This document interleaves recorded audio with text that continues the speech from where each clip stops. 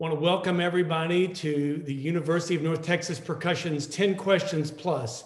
And tonight we are so honored to have Richard Stoltzman and Mika Stoltzman with us. It's going to be really awesome. And we're going to get right to that in just a moment.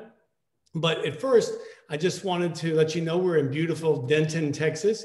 And I want to introduce our percussion faculty to you tonight. On our percussion faculty is world class. Christopher Dean is on our faculty and is with us tonight. Paul Rennick and his wife, Sandy Rennick, both teach in the percussion studio.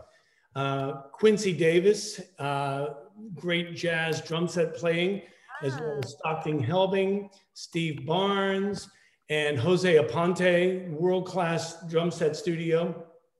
Gideon Alawari leads our African ensemble. He's an African master drummer. And then we have Puvalar Shriji from South India, does our South Indian ensemble. And Ed Smith, who's right with us here, teaches jazz vibes and conducts our gamelan. And of course, myself, I'm very honored to coordinate the percussion program and talk with these fine people. Goodness. We do want to take a moment while everybody's here to introduce our primary clarinet instructor at the University of North Texas, Kimberly Coluveno. Kimberly, thank you so much for being here. Bravo. Also, we know that we want to welcome our clarinet students at UNT. We understand that you're with us, or at least some of you are with us here tonight. And any other guests, we want to welcome you to this. My colleague John Scott is here. Say again? John Scott is here. Okay, John Scott, another wonderful clarinetist and a faculty emeritus, of course. Yeah. And just quickly, just a little commercial, because coming up next week, Peter Erskine will be talking with us. After that, Rainer Carroll from the Los Angeles Philharmonic, and then we'll have Casey Cangelosi, percussionist and composer, and then Valerie Naranjo from Saturday Night Live, percussion and Lion King and Broadway and world percussion. And then finally, Tom Sharp, dealing with entrepreneurship and commercial percussion. So we're super excited for our series this spring. Okay, well, let me get right to the heart of the matter. I want to introduce to you Richard Stoltzman and Mika Stoltzman, two amazing virtuosos, musicians on their own right individually. Richard with 2 Grammy Awards and world performances, and you name it, in the clarinet world, he is an icon in music. He just is, and I've been listening to him for years, and many of us on this call have listened to you, Richard, for so long, and you've inspired so many. Thank you in advance for everything you're gonna share with us tonight. His wife, Mika, is an amazing marimbist. I was so fortunate to meet her back when I was serving on the executive committee with the Percussive Arts Society, and she did amazing performances at PASIC, but I've known about her performing long before that, her performances at Carnegie Hall and also around the world. And now together, they're amazing. They have a duo that they're getting ready to perform a tour in Japan after a year of Netflix movies. No, I'm joking. Okay, after a year of being off, yes. And like we all have been. And so I thought I would start off before we get to the written questions that I sent you. Mika, first I want to say welcome to both of you. Thank you so much again for being with us. Yeah, thank you so much. We are so excited. Yeah. Could you tell us just a little bit about your Japanese tour that's coming up and how COVID there might be affecting your travel and your performance plans? Well, Mika should speak to it because she organized the whole thing, and I think we will do 6 concerts, Tokyo, Nagoya, Kyoto, and Fukuoka, and Kagoshima. Tokyo is 2 concerts, so pretty good. Also a record date. Recording. Yeah, 1 recording session. Wonderful. Yeah, but you know, audience can't full 100%. So all concert like 40% or 50%. Will you be performing works on your CD? Goodness, I want to make sure duo cantando. CD? Ah, Are we going to do some stuff from Duo Cantando? yeah, but most Mostly. like new palimpsest from CD. Yeah, yeah. Wonderful. Newer. Wonderful. Commissions. Commissions. Yeah, new pieces came to this in pandemic time. Yeah. So Johnson wrote for us, and also many arrangement. Yeah. Yeah, And it's who all new wrote piece. Michelle? Michelle, yeah, Miho Hazama arranged. Phew. Yeah, it's a great piece. Yeah, She has a big band, or two big bands. yeah, yeah. Awesome. Them, yeah. And those of you, again, before we get into the questions, if you haven't done some research and know that these two don't just play classical music, they're also well-established jazz artists as well. So their program is quite varied. And so they'll be making comments on that both ways. Now, we asked all the students to submit questions for you two, and we came up with 10 of the best questions and then gave you a couple of alternates too. And I want to pass it over now to the first student. It's Caleb Greenwood. He's a freshman here at the, North Texas. Caleb, are you with us? Yes. Well, Caleb, you can take it away on your first question. Where? Well, first of all, it's very, very much an honor to meet you guys and be able to ask you guys a question. So thank you for coming to answer our questions and just talk to us. So I have two questions, but they go together. So it's what is it about creating and playing music together that strengthens the bond between you two, as well as what is it about the bond between you two that makes creating and playing music together that much more enjoyable? Good, intimate, difficult to answer questions. But I would say that the first part of that question was what I was thinking. Oh yeah, I know exactly what you're talking about. Yeah. Yeah, I was thinking, right. Playing music together is maybe the most human thing that we can do as a species. Hardly anybody is together on anything anymore. But when you play music, the only way the music can exist is if we work on it together. It sounds very simplistic to say that, but it's just garbage or unimportant, or worse,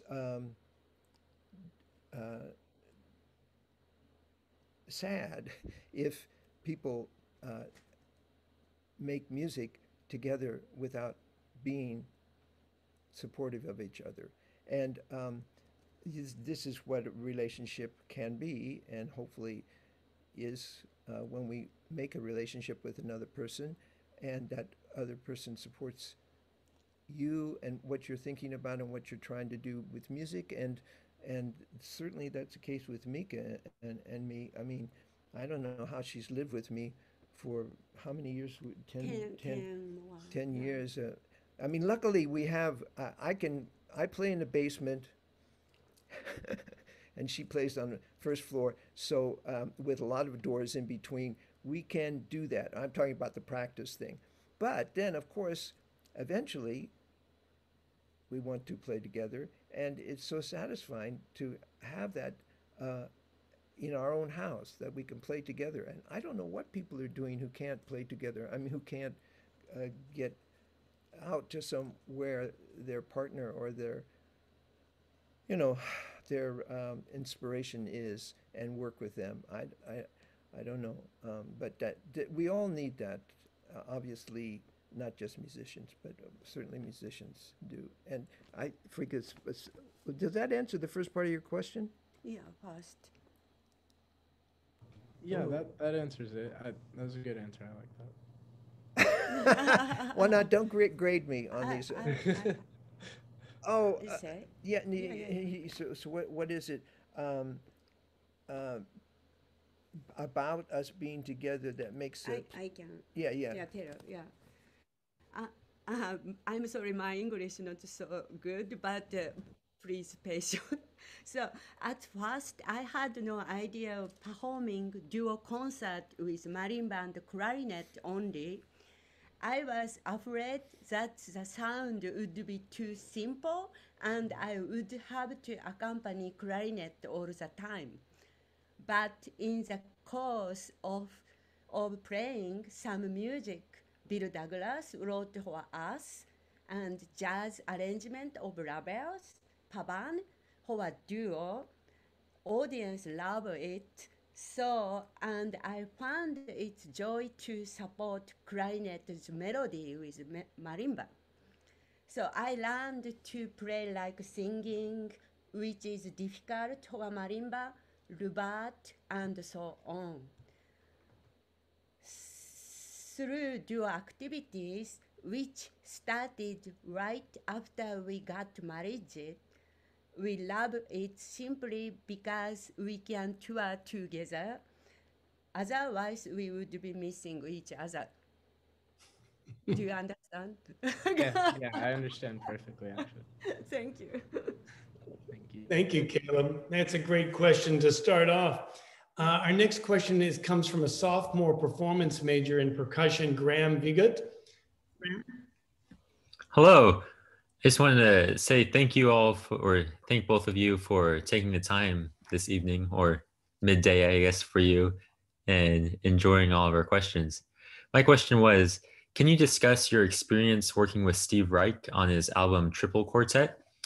And how does arranging and recording your piece Tokyo Vermont Counterpoint compare to other projects you've done that might be more jazz oriented, or another arrangement you did where you took Chick Corea's piano concerto and put it on the marimba? Do you feel like anything changes when you do these other projects outside of the like normal recordings you make? Okay, so Steve Reich recorded this like 20 years ago. So I recorded like the Tokyo Vermont Counterpoint by myself. Then I sent to Steve. Then he loved it, so he included his album. That happened, like my first big success, right, kind of. So I think my opinion, basically speaking, like the music need to like music, no emotion. Being precise to what was written and some group would make you reach what he wanted to express in his music. But Chick Corea, whose melody, harmony, rhythm, everything is quite different. His music has harmonic riches and rhythmical complexity and needs groove. It seems more difficult, more profound, more spontaneous, and more creative than Steve Reich's, I think. I have made 3 recordings with Steve Gadd already, working with him for more than 10 years, learning precise rhythm and groove from him. Now I feel no problem with groove. Also, I learned how to play what is written down as if I'm improvising from Steve. This experience tells me Chick and Steve have precise timing and groove in common. That I got from them. Okay? Thank you very much. Yeah. Yes. Great answer. Good? Yeah. I don't.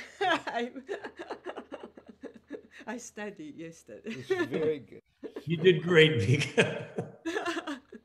Our next question is from Kailey Filben, who's a sophomore in music education, but she just wrote me that she has a conflict, unfortunately, and can't be with us tonight. So I'm going to read the question, and the question is for Richard. And she's asking, what was it like recording with artists like Chick Corea, Steve Gadd, and Spyro Gyra? because you have been around so many percussion artists. Have you experienced or experimented with percussion yourself, Steve?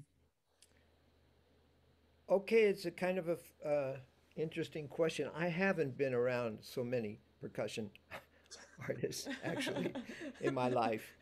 In fact, when I met Mika, But you played Graham Viegut and some percussionists. who? Ciro Bastica. Oh, Ciro. Yeah. Yeah. And Graham Viegut. So many. Yeah, I guess Cafe. a cafe. Yeah, Yeah. but those were well. The percussion players she's talking about were chosen for me by my producer Jeremy Wall, who was a keyboard player for Spyro Gyra for a long time, and then he just started working with me and planning, I don't know, 14 or 15 CDs, pretty much whatever he thought of, I liked. And also, I never heard of any of these people really, except maybe I should have, but I didn't. And to play with all of them, quite a few different percussion players, was a real trip for me. It's just not a thing I'd never done. As I said, I'd never met Mika. The first time I met Mika, she was so. I remember we were driving down the street near NEC in Berkeley, and she said something about Steve Gadd, and I said, I don't know who Steve Gadd is. What? You don't know who Steve Gadd is?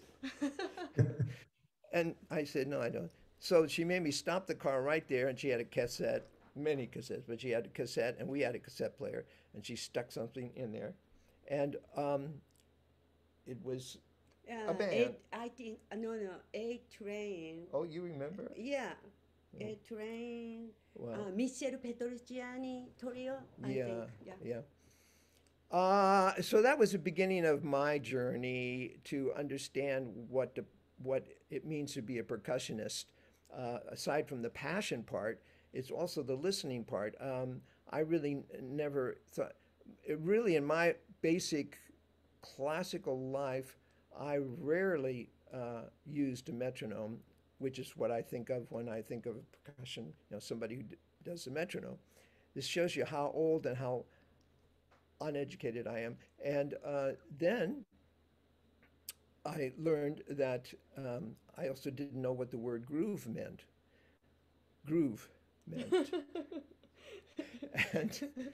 And then when I learned what it was, and then I also learned that I didn't have groove. So this was it was dangerously entering the world of percussion, or as, what do you call it? Pasic? Pasic. Pasic. Yeah, Pasic. That's another word I never heard of before.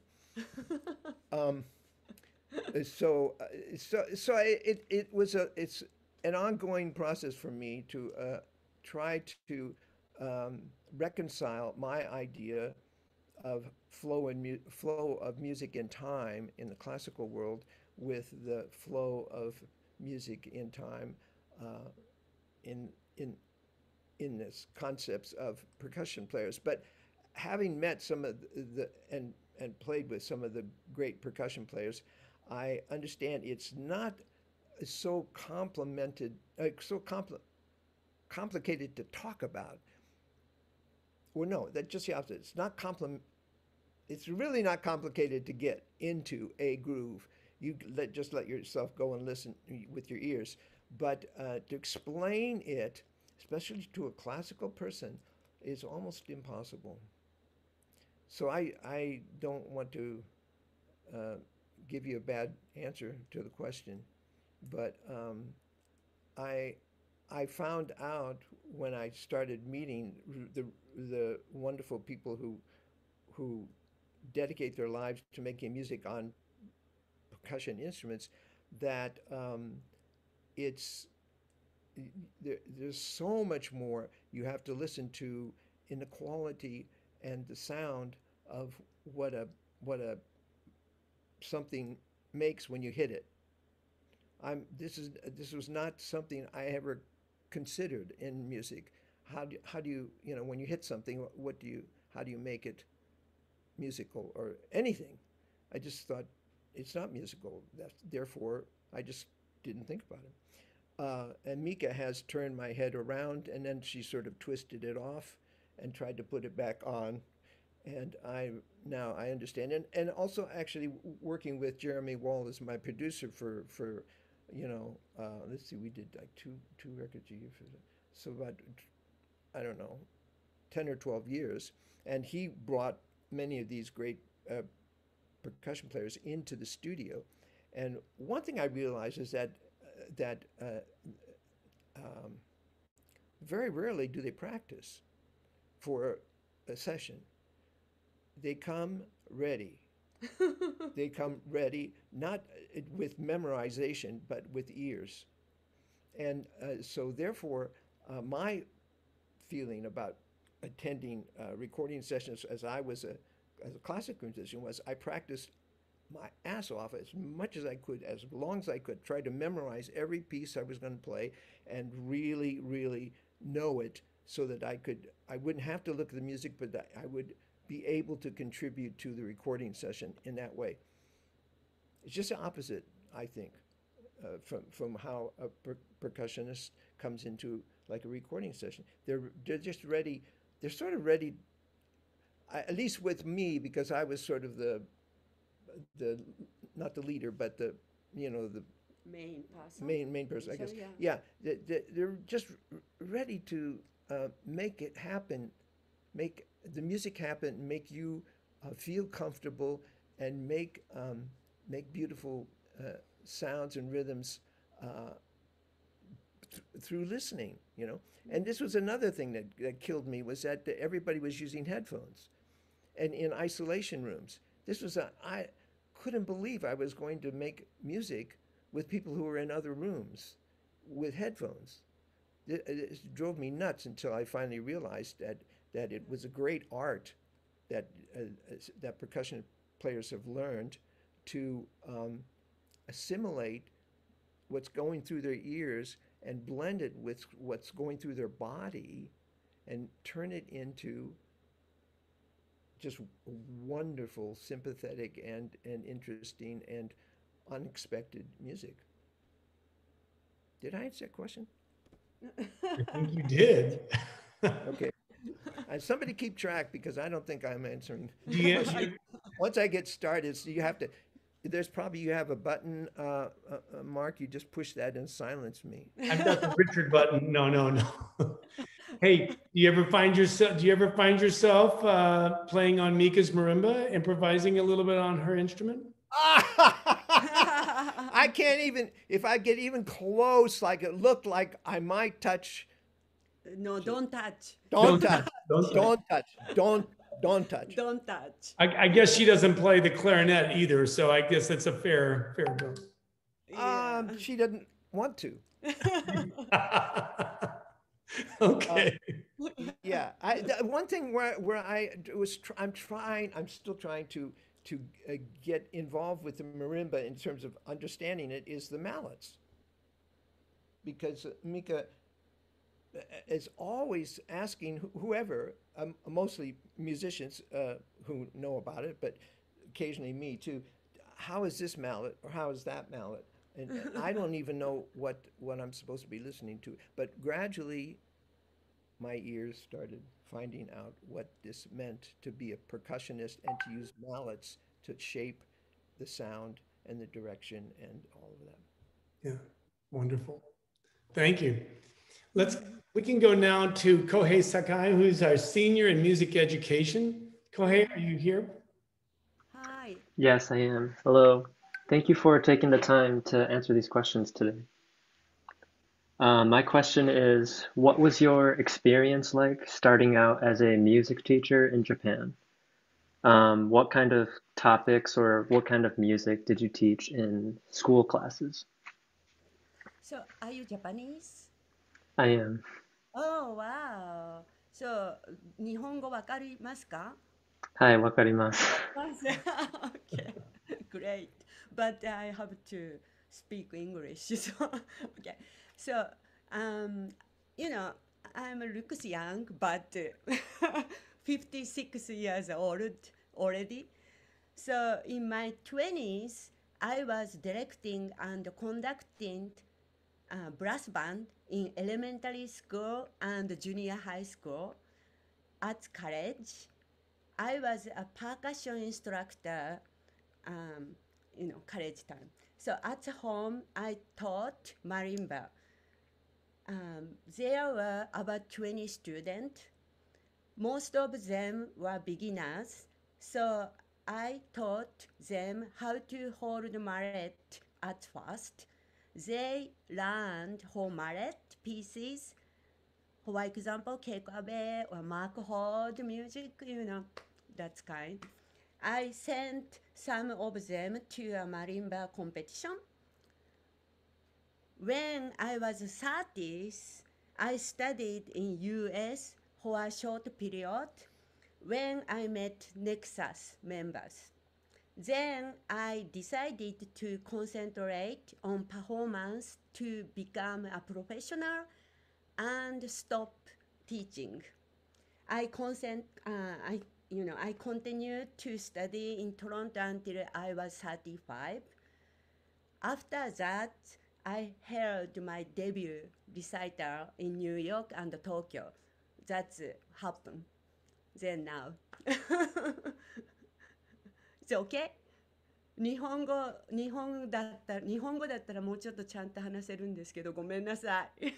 ありがとうございます。Thank you, Kohei. Wonderful. Thank you. Our next question is from Brandon Topolski. Brandon is a senior in music education. And Brandon, take it away. All right.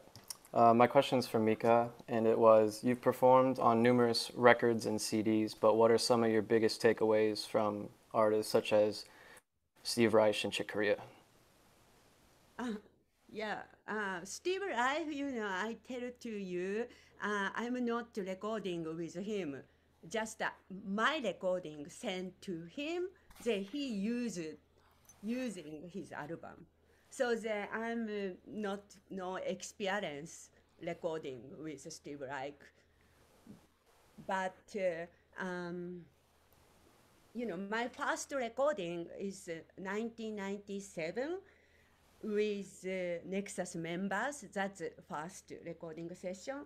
Then I made 3 jazz albums with Steve Gadd. He's produced this album. Then now I met Stephen Epstein at Chick's recording. Currently, I'm making an album with Stephen. He's like a classic, very, 18 times Grammy Award producer. Is like classical, like king. Yeah. So Chick Corea once came to a studio where we are recording with Stephen Epstein, and we had an instant improvising session. Yeah, it is most important to have trust towards engineer and producer, I think, because Chick came right away because Stephen Epstein is engineer and producing. That's, I think, why, right? Yeah, and also that you were thinking, oh my gosh, we didn't rehearse, we just playing, and oh, I made a mistake, and you thought, but then Steve Epstein said, I think, Mika, after Chick leaves, I think you should listen. I think we have something. I think we have something. And you listened to the takes, and you said, yeah, that's like a miracle moment. It's not, very, very miracle.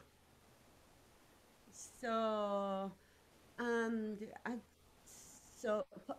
so one very important for my recording experience was at the first recording with Mr. Epstein, he told me not to use percussive sound, not done too much percussive sound.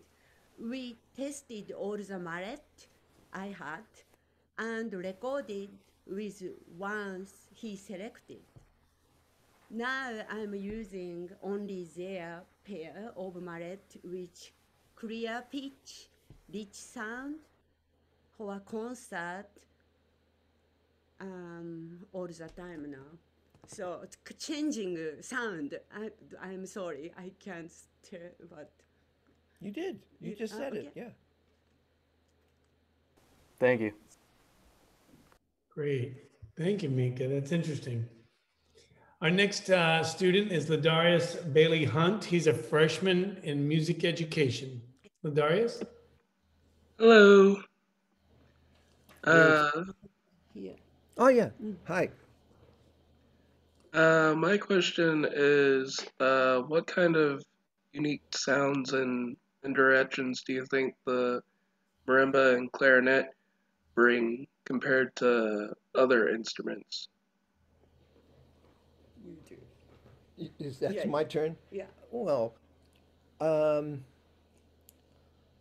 don't haven't thought about it too much. I wrote down some stuff, but I don't know where that is now. But anyway, I think You do always like vibrato and high sound. It's a very unique sound. that's something, yeah, very interesting to have that combination of an instrument that doesn't use vibrato at all, and clarinet, which, well, theoretically you're not supposed to play with vibrato, but I do, and also that the sound that I make on clarinet, I make with my air, and Mika makes the sound really through the air until it reaches the mallet. I mean, yeah, no, not the mallet. What are those things called? Low, no? Wow. These things. But no. Resonator? Yeah, through the resonator. Yeah. And so we have completely different abilities to start the sound and to sustain it also. And I thought that this was going to be a disaster. We'll never be able to play together, but we play together perfectly, but just with completely different concepts of how to start the sound, end the sound, and sustain the sound. Does that make sense? Yeah, kind of. Yeah, it's like I've learned a lot about what I can do on the clarinet that I would never have done except listening to the marimba and how it makes it sound. That I just never would have. Also, there's the clarinet can be and often is a stationary instrument. I just sit like this and play, and a microphone. If it's a microphone, the microphone's up here. With a marimba, the body is so everywhere, big instrument, and even the start of a tone, it starts somewhere up here, and then you watch your hand, and it comes down, and it can at the last moment make some sound. The clarinet, there's nothing there. I breathe, and it's the most boring thing is that then I play. Of course, I'm enhancing all of that afterwards, but the actual visual thing of playing the clarinet is like, kind of, you can fall asleep. I mean, you can do stuff with the clarinet, but it has nothing to do with actually making music at all. It's more entertainment. And I used to do, I still do some of that thing, but mostly I just sits quietly. So the marimba is the visual manifestation of the sound, of how I want to make my sound, but I don't go. And she does. Is that no? What? Tell me. I know. No. But I think very upset instrument. So then why can make creative? Oh yeah. Well, that's Yeah. an easier way to say it. Yeah. Yeah, and clarinet, very beautiful rubat, but marimba is very difficult. Play rubat. So we help each other and two or one, two Together. one. Yeah. One. For one. Yeah. Yeah, like kind of Well, feels. that's true. Yeah. That's true. Great. What do you think? You good? Yeah. Thank you. Thank you. Good. Thank you, guys. That's a hard one, yeah.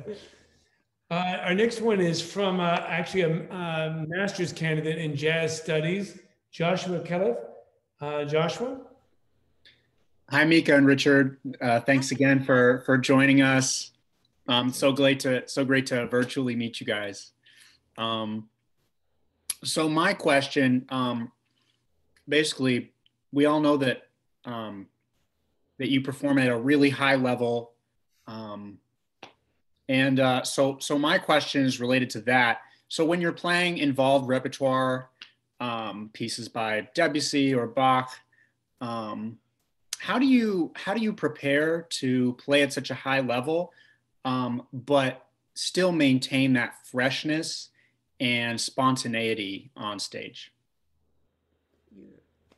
Well, I think when it comes to the two composers you spoke of, and many others, you start off being humble because you're nothing without them. So coming on the stage and thinking how hot you are is, I think, just a bad idea. Coming on the stage and thinking how lucky you are to be playing the music that has been written, that you're going to, give to the audience, makes you, first of all, it makes you less afraid, or maybe not afraid, less nervous, or less conscious of your own abilities or inabilities, and you're putting your hands in the well, not you're sort of riding the shoulders of these great composers like Debussy and Bach and Mika. I think she did a huge soul searching and literal book searching of Bach to begin to change her attitude about and how to play Bach, right? Yeah. I started. No. So I at first read over the music theory. Yeah, that's very important. And I then listened to as many great recording as possible. Then after that, record you are practicing and check it out very objectively. Many times I did for my second recording. Yeah, 2.5 years. Yeah. And this was just in relation to playing the repertoire of Bach, or this is kind of in general? For me, it's Bach especially because I never played Debussy, but now I'm doing Bach studies all the time. So it's very beautiful and deep. Yeah. So he's, I think, more experience. Well, certainly I don't know Bach as well as you do, and I really have never played much music that wasn't written for the clarinet. Mostly play music that's written for the clarinet or ask people to write for the clarinet. Too. So, yeah. Richard, have you done transcriptions from other works where the music was written for another instrument, but you're playing it on the clarinet? And how did you approach that music? Bach chromatic fantasy. Yeah, that's true. The chromatic fantasy of Bach, for instance, I transcribed that for clarinet because it's unusual for Bach. It can be played. I don't know if it always is, but played on the keyboard with one hand. It's meant not to have any chords, but to have only featuring the half step in all its ramifications, chromatically, in other words, and in a fantasy. So there's two words, a chromatic and a fantasy. I say, okay, that I think I can realize that as a piece for clarinet. But other pieces, I love Schubert, and the only piece I really had experience playing was the one that's written, called Der Heraufstimmungsfilzen for soprano, piano, and clarinet, and I played that much earlier in my life, and I couldn't think of more handsome way of creating music lines than Schubert had, and so I took a couple of his sonatines, which are somewhat smaller in scope than, say, big giant pieces, but they're for violin, and violinists never much play them. They've got so much stuff. That's one thing with clarinet. You really appreciate when you find a piece that you can play, whereas, I mean, it's kind of like, I've got so, I mean, pianists, there's so much I'm never going to even play at all, or violins or cellos, it's just an abundance of, so you appreciate somebody like Schubert who speaks to the voice and yet through an instrument, and I found those sonatines work very well for the clarinet, and I also one of my first transcriptions was his Arpeggione, and I thought, that's okay, I can do that, because nobody ever heard of the Arpeggione. It's not around any longer. And what gave me the courage to do that was I was asked to play in a cello master class in Los Angeles for Piatigorsky. He's gone, but anyway, he was a great cellist, and he asked through one of his students if I would play the Arpeggione Sonata, and I thought, I'll do anything if I can get into being in his class. And then I found out that, first of all, the Arpeggione doesn't exist, so I had to make a transcription, and then I had to practice it. And but the most kind of startling thing was going to the master class and getting ready to play, and I said, oh, I have to have a music stand. And one of the students said, oh, Mr. Piatigorsky doesn't allow written music. You have to play from memory. Oh my God. So I tried to cop out by saying, well, I'm a clarinet player, and whatever. Anyway, I did play it, and it was a scary moment, but I realized that this music that is not for the clarinet, that is for some other instrument, has to be not only respected and revered and all, but it also has to be renewed.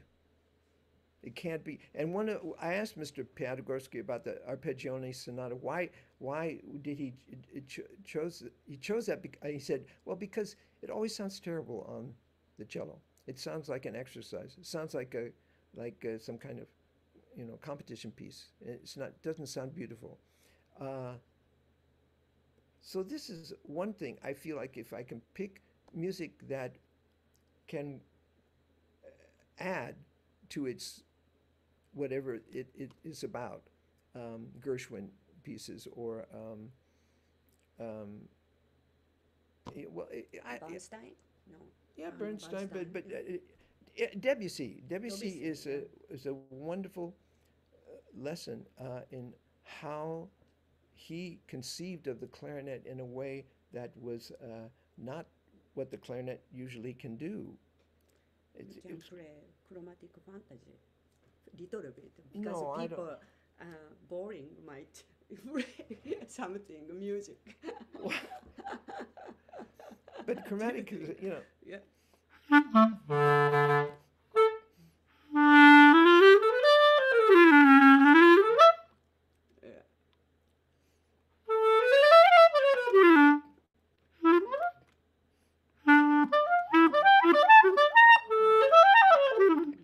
Yeah, I'm not going to play this now. I haven't even got a reed put on yet. But that idea of playing on your instrument something that wasn't written for your instrument is very, it's kind of healthy. Because sometimes the pieces that have been written for your instrument have been codified, so to speak, in ways that seem like there isn't any other way to do it except this way. And with something like your Arpeggione Sonata or this, you know what I'm saying? That's very insightful, because I'm sure Mika has told you that, percussionists and marimbas are on the same search that you're describing, but obviously from a different platform. And the marimba works, the original pieces, of course, there are some amazing pieces, and then others we're striving for, always looking for the next piece. And transcriptions are a part of our history that we've actually moved farther and farther away from, but now there seems to be more of a healthy balance. And Mika's Chaconne is a great example of art being made on an instrument that, of course, Bach never even saw, of course. So yeah, very interesting, Richard. Thank you so much. Let's move on. We'll go on to Alex Coronado, who's a sophomore in performance. And Alex has a question for you. Hi, Mika, Richard. It's very nice to meet you guys. My question is kind of a two-part, I guess interchangeable. And I wanted to ask, what originally drew you to your own instruments, and what kind of drew you to each other's instruments as well? Yeah, me? Yeah. Okay. I started with piano first. Then I play with drums. So I love drum more than piano. So then next I found marimba. That's instrument like piano and drum together. So like I thought that's perfect for me. That's answer. Okay. Yeah. My turn? Yeah. Oh. Well, I found the clarinet underneath my mom and dad's bed when I was about 4 or 5 years old, and I just liked it because you could take it apart and roll the parts on the floor. But I wasn't old enough to be punished for doing something bad, so my dad decided, well, maybe I should have some lessons when I'm old enough, and he got me a metal clarinet, and that's what I started out on. And I played, flute, alto sax, tenor sax, and tried to play piano, but I think it comes to sort of what, out of the unconscious, how do you pick something, and then what can you make of that instrument that's personal for yourself? I think that has a lot to do about it. I was never a good person in competitions, and I didn't do any kind of orchestra? Yeah, orchestra stuff. No, I didn't do orchestra. And I love jazz, but I remember going to what they call cutting sessions where people would get up on the stage for one piece and play, and show what they can do. And I always felt somehow sad about that, and I never did it myself because I was too scared. So I think what I needed was a person who would be supportive, play a different instrument, but also was searching for something in their music like I was. And that turned out to be Mika. That's beautiful. Thank you. Mika, do you remember when was the first time you heard someone play the marimba when you were studying piano? Who was it? I had I grew up a very small island in Japan. It's south, like nobody play marimba, But my aunt's teaching piano, so then I'm, play piano, but never see marimba. But some, my high school time. Yoshihisa Mizuno. Do you know Yoshihisa Mizuno? No. Like same generation with Keiko Abe. Yes. Like pioneer of marimba in Japan. He came to my island, then play for a student. That's I think first time. Yeah. Did you know right then did that moment influence you to make a decision to change? Right then? No, I no idea or like a marimba player. Like, I wanted the music teacher because my, it's a small town, so no. Yeah. No ideas. Me too. I wanted to be junior high band director. That was my goal in life. No, but not in a facetious way. Yeah. I thought those were the greatest people that I met in my life in terms of my education through high school. Absolutely. The band directors were there in a way that none of the other teachers even could be. And they expressed something and encouraged it in their bands that was alive and exciting, and also just, I don't know, just refreshing. I said, if I can get a degree someplace and get to be a band director in junior high school, yes. God bless all those amazing teachers, that teach every day, especially in this COVID pandemic, and really doing amazing work in pretty difficult situations right now. Influencing high schoolers, junior high schoolers. Exactly. No, I agree. Awesome. Well, let's move on. We'll go on to Brandon Waters. Brandon's a sophomore in percussion performance, and Brandon has a question. Hi, Mika and Richard. It's very nice to meet you both and hear from you and just get to learn from you. My question was, seeing as both of you have performed with jazz ensembles and as soloists with orchestras and with each other and in all these different scenarios, in what ways does the role of your respective instruments change in these different settings? And do these changes present themselves within the orchestration of the piece or more within your own performance and technique? So I studied as many repertory as possible in percussion music and experienced so many percussion ensemble. So then I thought what is best for me. Then, like some I looking for new stuff, and also I love things. So that's why I studied jazz things and more, another stuff, right? So Yeah, I wanted to do, I just went to public schools, and so I could do what ever fit into the public school systems, and so I played in the marching band. I didn't like that so much, and then the concert band, and there was only room for 2 clarinet in the orchestra, so I never got to play in an orchestra. But I enjoyed basically playing for parties.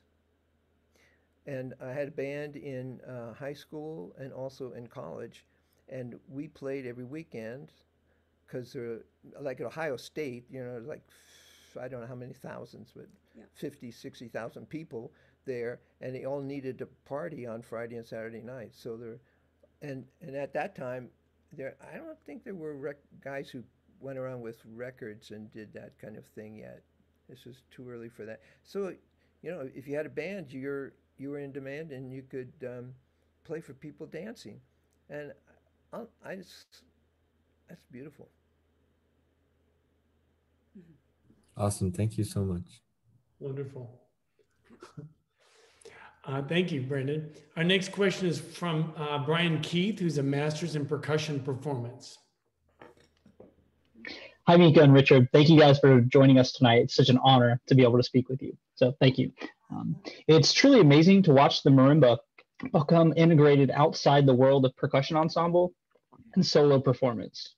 So what advice would you give to younger players wishing to expand their marimba playing into different performance opportunities, such as mixed ensembles with vocalists, etc.?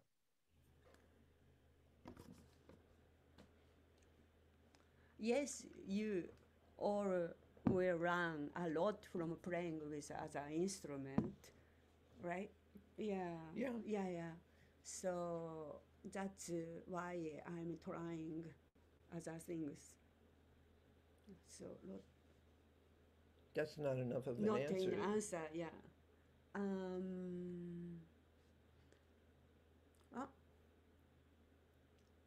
Me? Yeah, try another answer.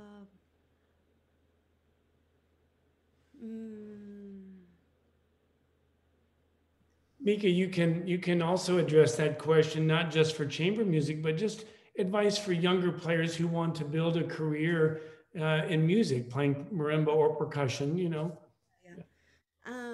I think my experience,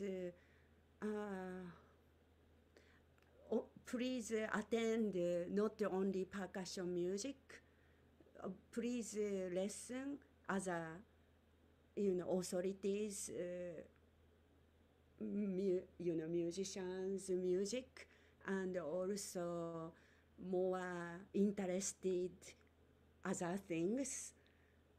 That's more like your fields make new and open eyes, and more you know by yourself from other instrument musician. So, and especially music more. I'm sorry. No, that's good. It's a good answer. I can add, but my own sort of concern as I got through maybe my 3rd year of college was that I didn't think I maybe was going to be the right person to be a band director, junior high band director. And I had sort of one friend who was an oboist, James Griesheimer. Wow, I just remembered his name. That's in 1963. James Griesheimer. Anyway, and he had 2 tickets to go to hear the Columbus Symphony Chamber Music Society concert with the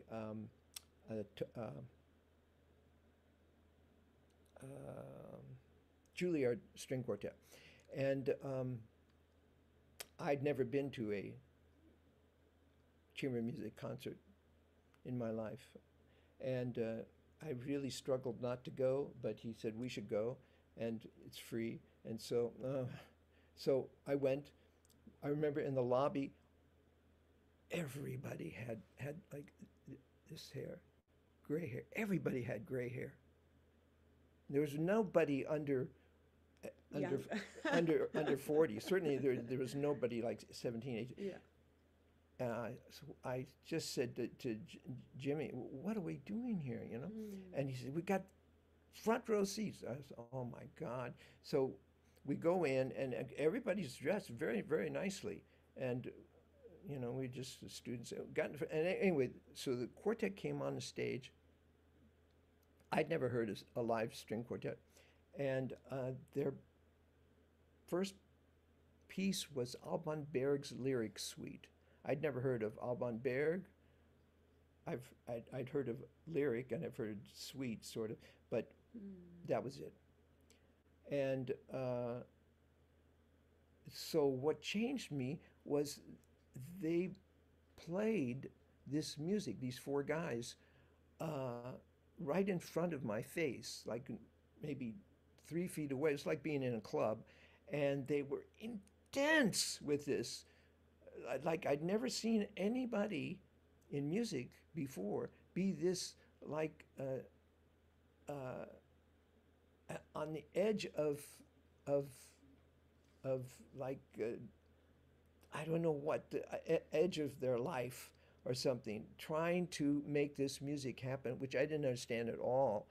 And but what I understood was that these guys believed in this music and had a passion for this music I'd never seen. The only other place I'd ever seen it was a couple of years earlier. My dad took me to hear a big band in Cincinnati outdoors in the summer. And I'll never forget that too. The guys came on the stage, and they weren't half as nicely dressed as the Juilliard Quartet, but they were, you know, had suits on, but they looked tired. Of course, it was 3 o'clock in the afternoon. They just got off the bus, and I didn't really want to hear this concert either. And but my dad did.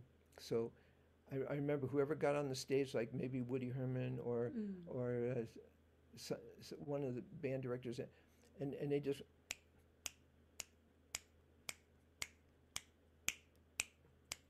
one, two, and pow! This sound came out, not amplified, just this big band sound. You know, I'm sitting there with my dad, and I this is it. This is it. This is it. I have to be in this.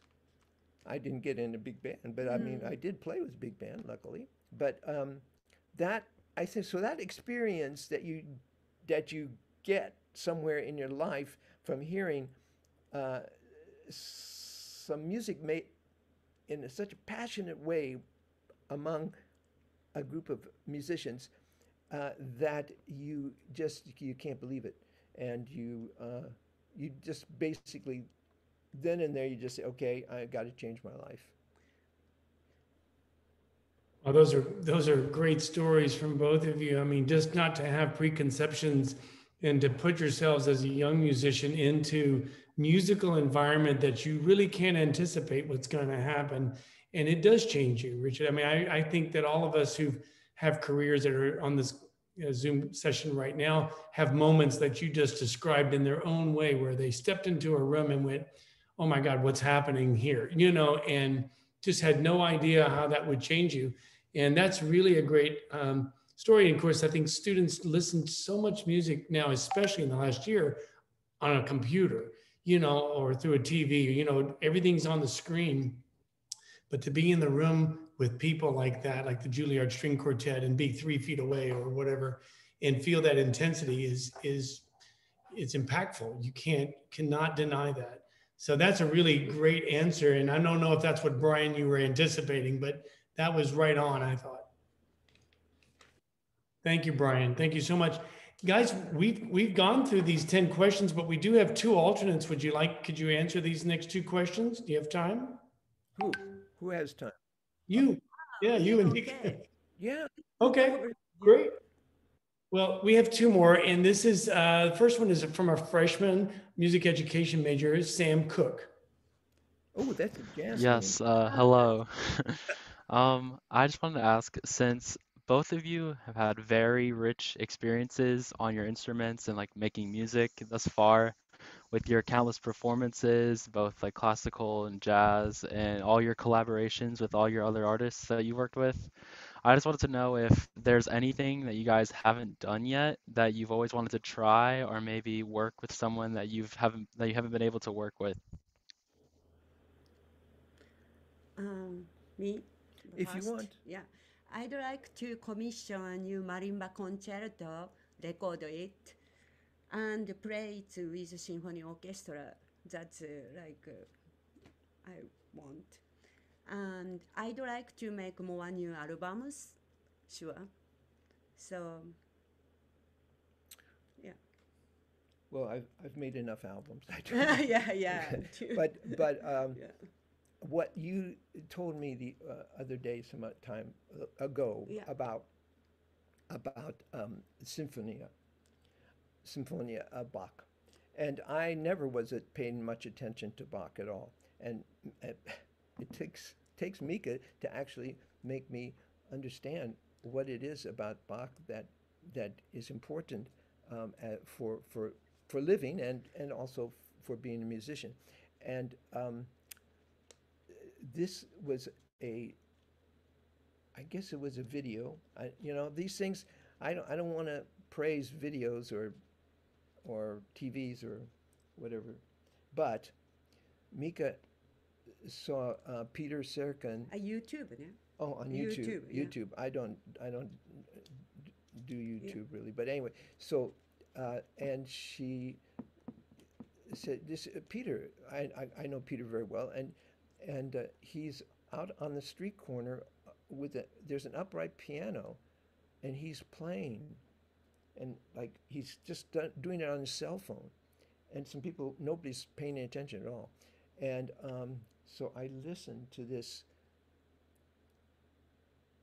music being created by such a good friend without anyone noticing at all. Nobody gathered around, no hand clapping, no bam, nothing. So the only sound was a few cars driving by someplace in the middle of Vermont. And I started crying.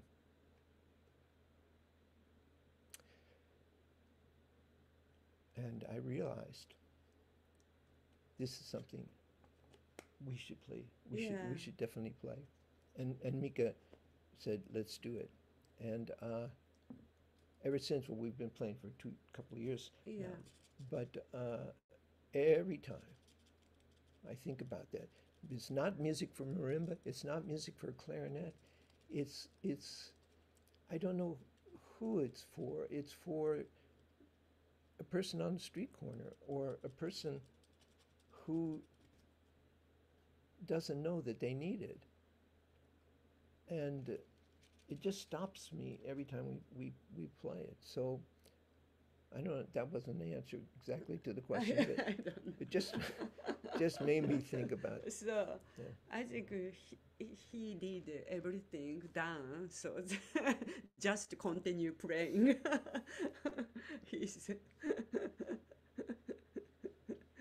That's beautiful, yeah. And what was the title of that piece that you're referring to? Sinfonia, number 11, G minor. Good. Yeah. There we go. Yeah. Great. Oh, wonderful. So, yeah. Go, Mika, go. Yeah. No. That piece is like piano music, like he played one line and I played two lines. That's it. Sounds simple. Simple. Sounds amazing. And our last question tonight is from another master's candidate in percussion performance, Denver Nuckolls. Nice to meet you, Mika and Richard. I know a lot of people have said it already, but thank you so much for joining us tonight and answering our questions. This has been really insightful and super inspiring to hear and talk to you all. So as a duo, and this applies to any of the ensembles that you've played in, not just you as a duo, but as a group with less than traditional instrumentation, how do you go about searching for music and finding music that is applicable for the ensembles that you're involved in? And do you prefer, when you're searching for this music, to arrange, or do you prefer to compose or commission composers to write pieces for you?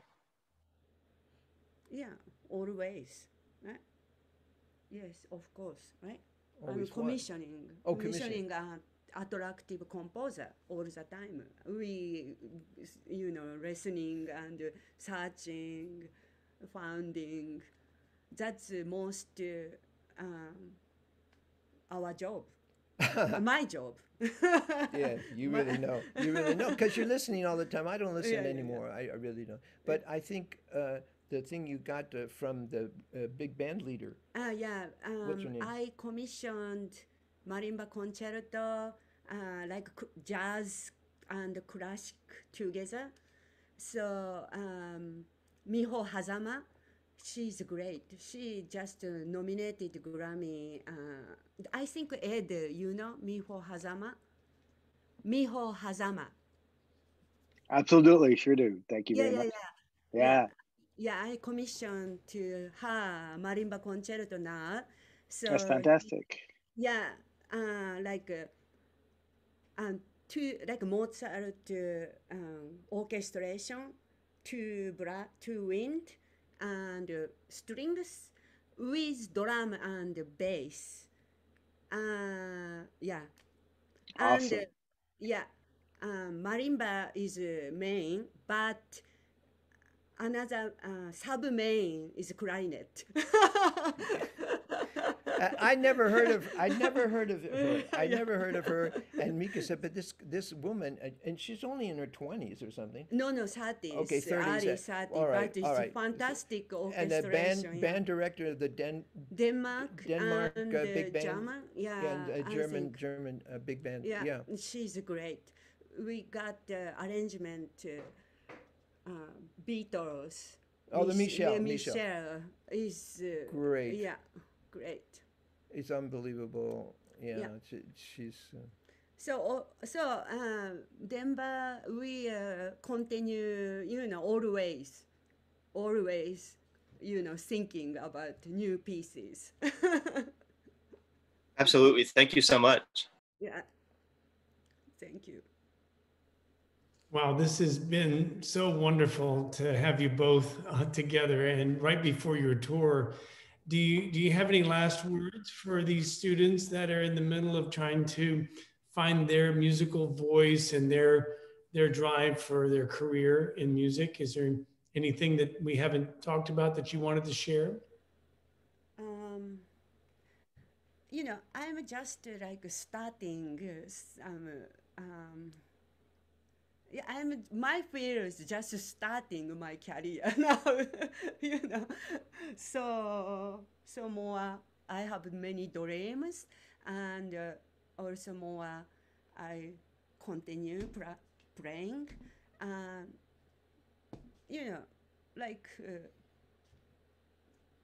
just it. So I can't tell it because I think North Texas University students, it's very great, clever, smart, much more than me. So yeah. So hope see you soon, and also I hope work together. That's it. That would be wonderful. Thank you both. And we're greatly appreciating you sharing with our students tonight and of course our faculty. And it's just wonderful to listen to. And we look forward to you when you have an opportunity to come to Texas and we can play some music together. That would be awesome. Thank you. Wonderful. Yeah, I want to remind my son was went to Austin University or whatever it is. University of Texas at Austin. He got his doctorate there in jazz piano, and but he's now playing jazz in Denver, Colorado. Yeah, great guy. Oh, how is Stefan Carlson doing? Stefan's doing great. He lives in the Metroplex. He doesn't teach at North Texas anymore. He changed to a different university, but what a gifted, amazing pianist. And, Yeah, you know. I played, you know, he's, yeah. Wow, if you Yeah, say awesome. hi to him. I will. Well, listen, just want to remind everybody that next week, jazz virtuoso Peter Erskine's going to be speaking with us at 7 p.m. Central Time. So we invite you all to that. Let's all have a virtual applause for Mika and Richard Stoltzman. Thank you so much. All the best for your upcoming tour. Be safe, and let's make the music. Thank you so much for everything. Bye, Mika and Richard. Hi, Bye-bye. thank you, everybody. Thank you. Okay. All right. Thanks so much, guys. I'll be in touch with you. Yeah, As thank all. you, Ma. Take care. Thank you. Bye-bye.